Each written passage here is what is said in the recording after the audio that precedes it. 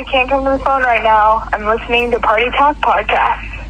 Welcome to the Party Talk Podcast. I'm your host, Cooper Keimig, here with Chris Keimig. Today's episode will be about NFL Week 7. We will be recapping Week 6 with our picks, sleepers, and more, and then we'll go ahead and get started with Week 7. All right, so to start off this week's episode, let's just review our starts of the week that we had last week and see how we did. So last week, I had 2 starts of the week. My first one was Zay Flowers. I think that one turned out pretty great. He finished with 17.1 PPR points. He had 6 catches, 50 yards, and a touchdown. He looked pretty good in that London game. And then my other start of the week was Isaiah Pacheco. His yardage total, and he didn't get a touchdown, but he still ended up with 15.8 PPR points. He had 6 catches, which was amazing to see out of, a running back who's not Jerick McKinnon on the Chiefs. So I think, 15.8 points is pretty solid for Isaiah Pacheco. Who was your start of the week, Chris, from last week? Those 6 catches was huge for him. Yeah. Wish he would have had a few more yards on there. I would have won my bet. But I went with Joe Burrow last week. He had 13.8 PPR points, 185 yards, and 2 touchdowns. It was a little low-scoring game, only 13 points for the Bengals. I thought they put up a little more against the Seahawks. But we had some great calls, I think, for our starts of the week. Yeah. And then we'll look at our sleepers that we had last week. Who'd you have as your sleeper? We've been telling you guys for weeks to pick this guy up. Rashee Rice, 11.2 PPR points, 4 catches for 72 yards. Not a lot of PPR points, but he is the number 1 receiver for that team. And I got a big feeling that he's going to be breaking out. So if you don't have him on your bench, it's probably going to be too late, guys. Yeah. And then my sleeper I had last week was Tyler Boyd. I know you were talking about picking him up a few episodes ago. I thought it was a good sleeper, and he ended up with 16.8 PPR points. He had 7 catches, only 38 yards, but he also did have a touchdown. I thought we had some great picks last week. You've been on fire this year. Most of my, if I pick a sleeper, he has a bad game. If I pick someone who's going to have a bad game, he usually has a good game, but I thought it was pretty. Yeah, but what's going on? I got good sleepers, but everybody else is picking them up, and I can't pick them up. Now my teams are sucking. I think I'm 1-7 the last 2 weeks. Yeah, I'm doing all right. So let's go over some quick matchups that we have this week. Tomorrow night, Thursday night football, we got Jacksonville versus the Saints.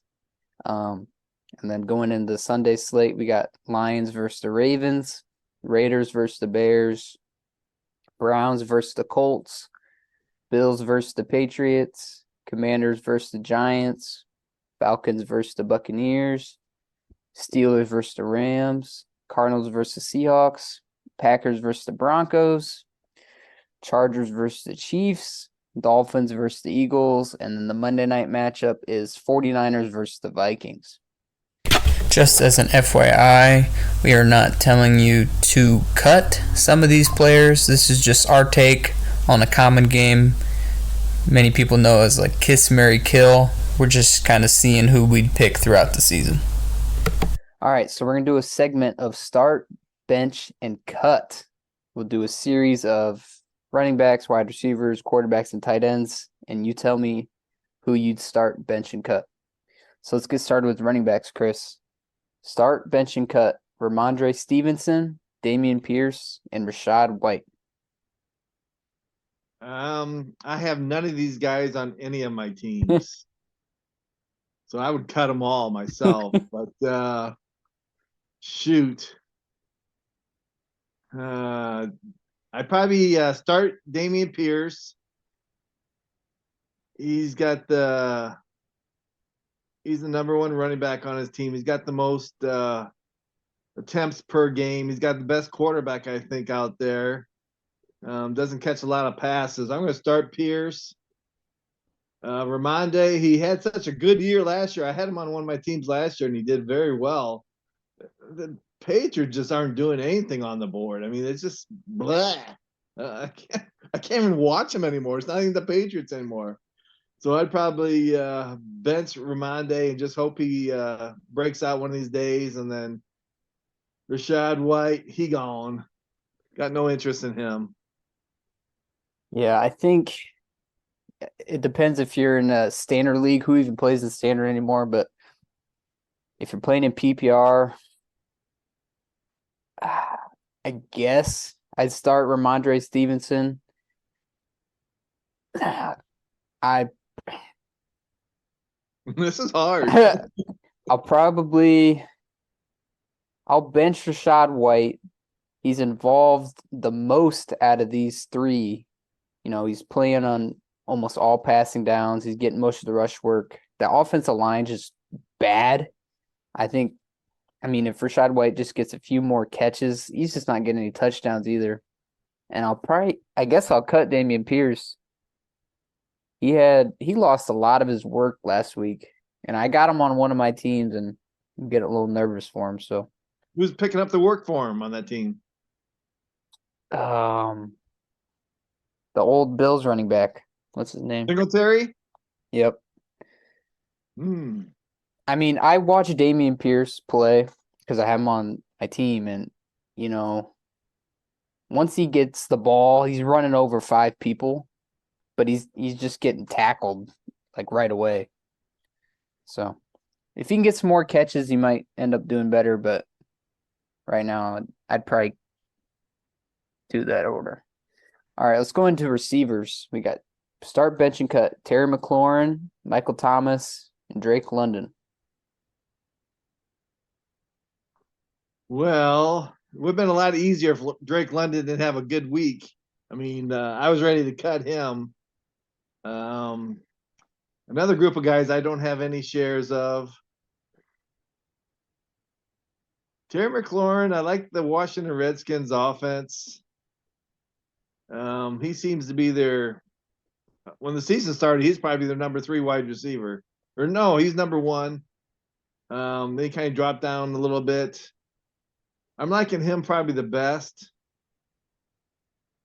Michael Thomas. I remember him when he was number 1. He was a beast. And now he's 4 catches a week?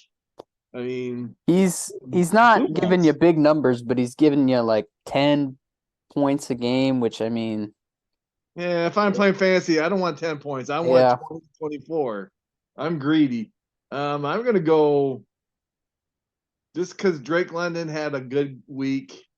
I'm going to go Drake London as a bench, and I'm cutting Michael Thomas. Yeah, I'd probably do the same. Start Terry, bench Drake London, cut Michael Thomas. All right, so we'll move on to quarterbacks. Matthew Stafford, Geno Smith, and Dak Prescott. I'm gonna start Matthew Stafford. That offense is clicking. He's just had a little bit of trouble getting that second touchdown. But if you rewatch these games, he's so close. They either, just miss it in the end zone. They just go down at the 1-yard line. I think he's putting up the yardage, and I think I'll start him. Probably bench Dak and then cut Geno. What do you got, Chris? I have none of these guys either. For quarterbacks, it was kind of tough. I think Stafford's way above the other two. So I'm going to start Matt Stafford. He's going to have a big 3-touchdown game. He might even have a 4-touchdown game coming up. Dak, something happened to him. He started running. I've never seen that boy run so fast. I had him the year he hurt his knee or whatever he hurt, and he was the MVP that year before he got hurt. And ever since then, he hasn't started running. So maybe he's getting encouraged back to run. So I'm gonna pick Prescott over Geno. Never been a Geno fan. I just don't see it. He's got great wide receivers, but I remember when he was on the Jets and he was terrible. So yeah. All right, so we'll finish up with the tight ends. Start, bench, and cut. Kyle Pitts, Logan Thomas, and Jake Ferguson. Well, jeez. We would have done it the week before, start Logan Thomas after 11, 11 attempts to him. Last week I picked him up. One. That's ridiculous. What the hell? I didn't know if he was hurt or what. I didn't watch that game. I gotta go with Kyle Pitts, I guess, as my starter, and I just hate to do that too. But he did have a good week. Is it two good weeks in a row or just one? 2. He had the good yardage the week before, and then he had the touchdown last week, I believe. Oh my gosh. I think I heard the earthquake when he scored that touchdown finally. We'll go with start Kyle Pitts, bench Thomas, and hopefully he gets back in that starting rotation. And Jake Ferguson, you're gone. Yeah. So I do want to preface, this isn't, we're cutting necessarily these players. It's more of a take on the kiss, marry, kill game. But I mean, at least you could cut Jake Ferguson going into their bye. I don't think I'd cut any of the other players on this list. But I just cut Zach Ertz this week. I mean, tight end's a tight end. Yeah. It's a new flavor of the week, I guess. All right, so let's go ahead and get into our starts of the week. I'll start off. My favorite start of the week is Jaylen Waddle. He faces the Philadelphia Eagles, who give up the second most fantasy points to wide receivers. If you look at the matchup, it looks to be a shootout of a game. He's also coming off his best fantasy output of the season. I think he finishes as a top 5 wide receiver this week. Who's your start of the week, Chris? He might be a top 5, but he's not going to be top 1 on his team. I think Tyreek's going to light it up too, but yeah, that's going to be a good game to watch. That's going to be the game of the week. For me, it's Patrick Mahomes. It's time to show why he's the number 1 ranked quarterback in football. He hasn't done it this year at all. He plays a defense that's given up the most fantasy points to quarterbacks at 21.71 points a week, and that's the Los Angeles Chargers. He's only been over 20 points this year twice and just barely made that. I believe he's overdue to have his breakout game of the season in a shootout versus the Chargers. The over's at 48 points, and I believe it's going to be a lot higher than that. Well, to add on to that, we got some breaking news live on the podcast. Michaell Hardman is heading back to the Chiefs. Oh, I got to make a transaction. Hang on. Pause this. Pause this getting. That just happened? Yeah, a little bit ago. Oh, shoot. All right, you keep talking. I need something. They need something on that team. Yeah, I could see him playing this week. I mean, he's 1 year out of the offense. Can't be that much different than it was last year. So maybe he makes an impact this week. Never know. All right, so let's look at our sleeper of the week. Who you got, Chris? Sure he got traded? Yeah. Who am I going to drop on this team? See you, Kareem. Oh. I could all right, keep talking. I gotta think of All right. I guess I'll start with my sleeper of the week. Okay. Wan'Dale Robinson of the New York Giants. They face off against the Washington Commanders, who give up the second most fantasy points per game to wide receivers. And they give up the most yards to wide receivers. He's coming off his best fantasy week of the season with 14.2 PPR points. He had 8 catches, and he was Tyrod Taylor's favorite target. We don't know who's starting, either Daniel Jones or Tyrod Taylor, but I still like him in this matchup. He's only rostered in 5% of ESPN leagues. If you're in a pinch, look to start Wan'Dale Robinson. Well, if you're done making transactions, Chris, who's your sleeper of the week? All right, I confirmed 2 transactions. Okay. Oh, there you go. Just went off. What? I said, I heard it. You dropped Joshua Dobbs for him. Wow. I got my quarterback's already got his bye week, so as long as he doesn't get hurt, I'm all right. Okay. Sleeper of the week we're doing? Yep. All right. My sleeper of the week, it's a pretty scary pick here. He's been creeping around the starting lineup it may finally replace Austin Hooper. It's Michaell Myers of the Las Vegas Raiders. Sorry, they got traded. Las Vegas Raiders. Might not be ready to start quite yet, but he's progressing that way up the chart, and he's getting a grasp of the playbook right now. I think he came from Notre Dame. Not 100% on that. Yeah. He posted a very nice 12.5 fantasy points last week. 6 catches for 75 yards. I think it's time for Austin Hooper to go back to Haddonfield and bring Michaell back to life on your fantasy team. Yeah. All right. So let's look at the pit of the week. We kind of talked about him in the start trade cut or start bench cut segment. Rachaad White. He's only exceeded 10 PPR points twice this season. Keyshawn Vaughn saw only one less rush attempt last week. You know, I love Keyshawn Vaughn. I bought a few rookie cards a couple years ago when he got drafted. He's not very good. But, you know, I kind of like Rachaad White the rest of the season, but I need to see consecutive good games out of him before I would feel confident starting him again. Who's your pit of the week, Chris? Jerry Jeudy of the Denver Broncos. 3 receptions for 14 yards. That's versus the Kansas City Chiefs. He has 0 touchdowns on the year, a big old goose egg. And there's rumors that they're looking to trade that clown to somebody, but I don't think anybody would want him. He's not very good at all. And I think Steve Smith of the Carolina Panthers says the same thing. He's a big old turd. I was laughing when I watched that live.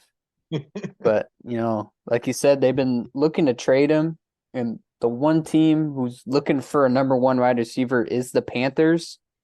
And I'm sure they're not looking for Jerry Jeudy after that. All right. Don't they have Thielen on the team? They do, but I guess he's not enough for him. Right? He might be a number 2 or 3. All right. So let's finish off podcast with our bet of the week. Normally, I'm a parlay guy, but I'm doing an easy straight bet. I'll take the Jacksonville Jags money line. It was plus 130 when I placed it. If Trevor Lawrence plays, which is looking like he will, I'll take the Jacksonville Jags to win that game. Who's your bet of the week, Chris? I hate to give it the kiss of death, Griffin. I know you've been going to the bank for 15 straight weeks on this, but I'm going to go with Christian McCaffrey for anytime touchdown.